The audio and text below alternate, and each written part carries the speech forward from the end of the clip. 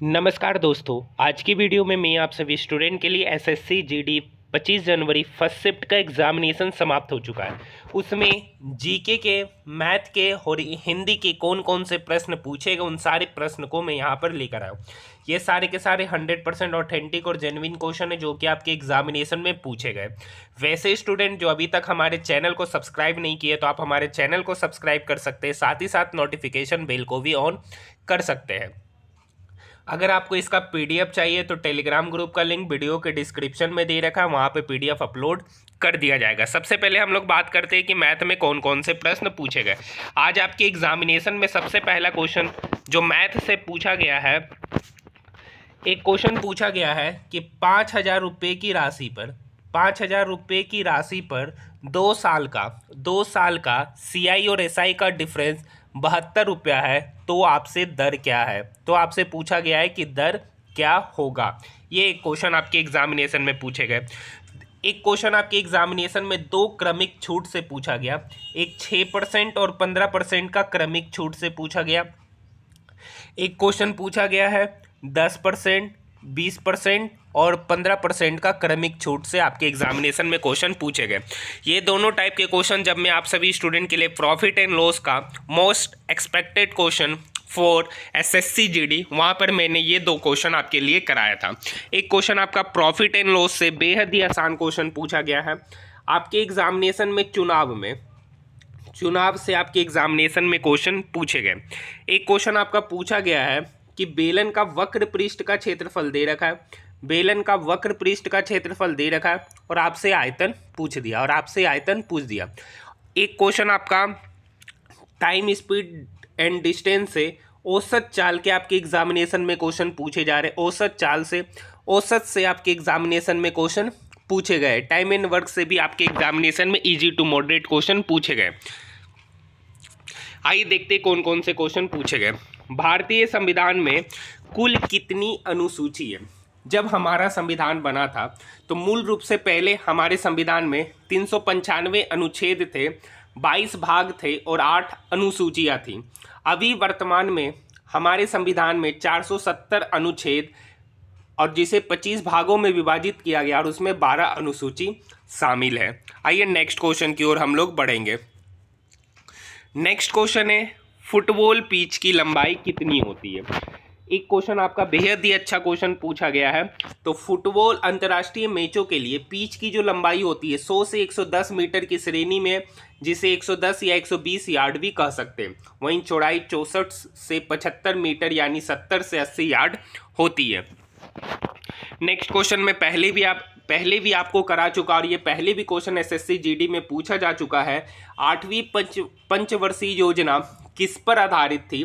इसके पहले पूछा गया था कि 8वीं पंचवर्षीय योजना के समय प्रधानमंत्री कौन थे। वहीं पे मैंने आपको यहाँ पे बता दिया था कि 8वीं पंचवर्षीय योजना का जो कार्यकाल था वो 1992 से 97 तक था, जिसका मूल्य उद्देश्य था औद्योगिक क्षेत्र का आधुनिकीकरण करना और तकनीकी विकास पर केंद्रित था। एक क्वेश्चन आपका पूछा गया आर्टिकल 76 में क्या है। तो भारत का एक महान न्यायवादी होगा जो राष्ट्रपति के द्वारा उन्हें नियुक्त किया जाएगा। यही आर्टिकल 76 में इसका वर्णन किया गया है। भारत का राष्ट्रपति भारत के महान न्यायवादी की नियुक्ति करेगा जिसकी योग्यता भारत के उच्चतम न्यायालय के न्यायाधीश के जितनी होगी। भारत का महान न्यायवादी ही भारत सरकार का प्रमुख वकील होता है। सरकार को मुख्य कानूनी सलाह भी वही देता है। नेक्स्ट क्वेश्चन है इनमें से कौन छत्तीसगढ़ का लोक नृत्य नहीं है। 4 ऑप्शन दे रखे थे, अब मुझे नहीं पता ऑप्शन क्या दे रखा था। छत्तीसगढ़ का कौन कौन सा लोक नृत्य है। सुआ, राउत, नाचा, कर्मा, कक्सार, गोर इत्यादि छत्तीसगढ़ के प्रमुख लोक नृत्यों में से एक है। एक क्वेश्चन पूछा गया कि जो त्रिपुरा का जो उपचुनाव हुआ वो कौन जीता। तो त्रिपुरा में, अब ये ऑप्शन के आधार पर बनेगा, इसका उत्तर मुझे नहीं पता। अगर आपको पता है तो कमेंट सेक्शन में बताइए।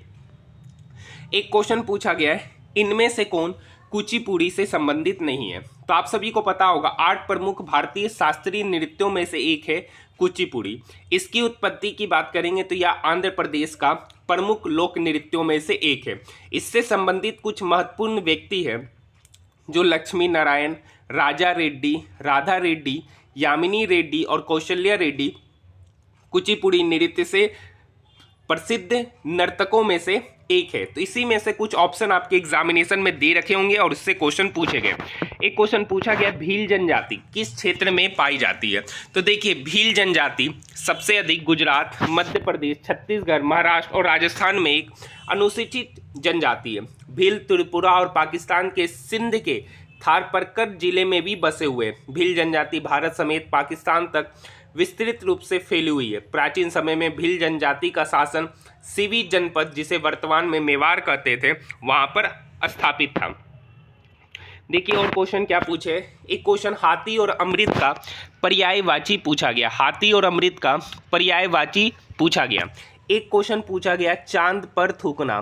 चांद पर थूकना मुहावरे का अर्थ पूछा गया है। एक क्वेश्चन और पूछा गया है हिंदी में कि जो पहले कभी ना हुआ हो, जो पहले कभी ना हुआ हो, इसका अर्थ पूछा गया है। तो ये सभी क्वेश्चन आपके एग्जामिनेशन में पूछे गए क्वेश्चन है। आज आपके एग्जामिनेशन में एक क्वेश्चन पूछा गया, निम्न में से किस नदी को मगध कहा जाता है? शायद मुझे लगता है कि स्टूडेंट ने गलत लिखा है, ये क्वेश्चन पूछा हो गया। अगर आपको इसका उत्तर एग्जैक्ट पता हो तो आप मुझे कमेंट सेक्शन में बताइएगा, नहीं तो इसका एग्जैक्ट क्वेश्चन होगा कि मगध जो है वो किस नदी के किनारे बसा था। अगर एग्जैक्ट क्वेश्चन ये होगा तो उसका सही उत्तर होगा, गंगा और सोन नदियां मगध से होकर बहती थी। मगध साम्राज्य गंगा नदी के तट पर स्थापित किया गया था और पश्चिम में सोन नदी से घिरा था। मगध बिहार में एक प्राचीन भारतीय राज्य था। मगध की पहली राजधानी राजगिरी थी। अगर एग्जैक्ट क्वेश्चन ये है कि निम्न में से किस नदी को मगध कहा जाता था, अगर आपको इसका एग्जैक्ट उत्तर पता है तो आप मुझे कमेंट सेक्शन में जरूर बताइएगा। नेक्स्ट क्वेश्चन है, राष्ट्रपति पर महाभियोग किस आर्टिकल के तहत लगाया जाता है? ये क्वेश्चन मैं पहले भी बता चुका हूँ। एसएससी जीडी का एनालिसिस में 3 से 4 बार ये क्वेश्चन पूछे जा चुके हैं। आपको पता है कि आर्टिकल 61 के तहत राष्ट्रपति पर महाभियोग लगाया जाता है। महाभियोग वो प्रक्रिया है जिसका इस्तेमाल राष्ट्रपति और सुप्रीम कोर्ट या हाई कोर्ट के जजों को हटाने के लिए किया जाता है। इसका जिक्र संविधान के आर्टिकल 61, 124, 4, 5, 217 और 218 में मिलता है।